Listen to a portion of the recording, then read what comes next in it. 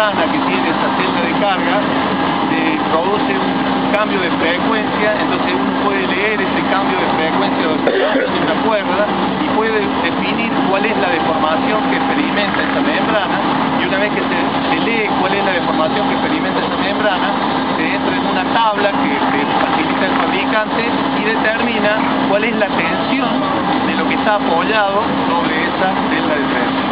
Entonces es una celda de presión que nos va a decir, conforme se vaya recreciendo la obra, cuáles son las presiones de contacto que existen entre la platea y el suelo de agua. Entonces se ha puesto en lugares convenientemente elegidos, un poquito para ver cuál es la presión y cuál es la variación de la presión de un punto a otro de la platea. Otro de los elementos que todavía no se ha incorporado, pero que se va a incorporar porque ya tienen ellos adquirido los equipamientos, son piezómetros. Está disponible acá. Está disponible. Lo hemos colocado porque ya hemos dejado los huecos.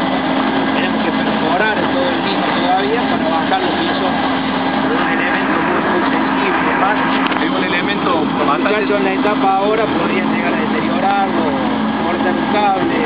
Entonces esos piezómetros se van a colocar, se van a producir en el suelo. El caño de mayor diámetro que está ahí, rojito, que está al lado. Por ahí va a bajar el piso. Por ahí va a bajar el piezómetro, que hagan de cuenta que es una especie de cañita voladora larga, grande, ¿no es cierto?, que se introduce dentro de la masa del suelo, ¿no es cierto?, a una profundidad escogida que ya está definida qué profundidad se lo va a alojar al piezómetro. Tiene un determinado procedimiento de alojamiento dentro del taladro, ¿no es cierto?, que hay que perforarlo al suelo, no a la platea, por eso se ha dejado esos cables para que sin necesidad de perforar la platea y de romper ninguna barra de acero, lo que haya que perforar es el suelo. Entonces se va a dejar alojado ese piezómetro mediante cables, se va a conectar con un elemento de lectura que a su vez se comunica con una computadora, y lo que nos da ese piezómetro es cuál es la presión del agua dentro de la masa del suelo, que ustedes la conocen como presión intersticial, presión de foro o presión neutra, ¿cierto? Entonces nosotros con esto vamos a estudiar cuál es la evolución de las presiones intersticiales dentro de la masa del suelo como consecuencia de la aplicación de la carga. Ese es otro de los elementos que vamos a estudiar. ¿Para medir asentamiento también puesto o vas a medir...?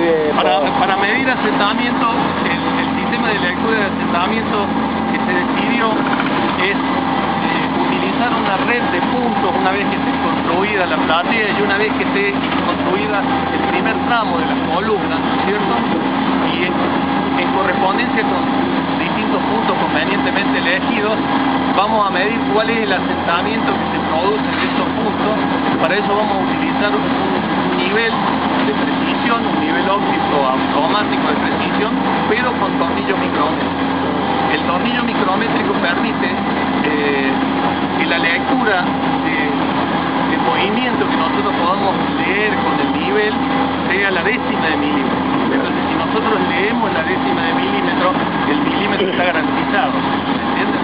Entonces se va a hacer, ya está hecho, un programa de lectura periódica de asentamiento, y ese programa de lectura periódica de asentamiento va a estar relacionado con el tiempo, que es la variable más importante, digamos, y con el nivel de carga del edificio. Entonces, conforme el edificio vaya aumentando su nivel de carga, nosotros vamos a ir leyendo cómo se va asentando distintos puntos de la platea, los cuales teóricamente tendrían que ser todos iguales, o sea, el descenso tendría que ser homogéneo, pero en la práctica muy seguramente no van a ser iguales.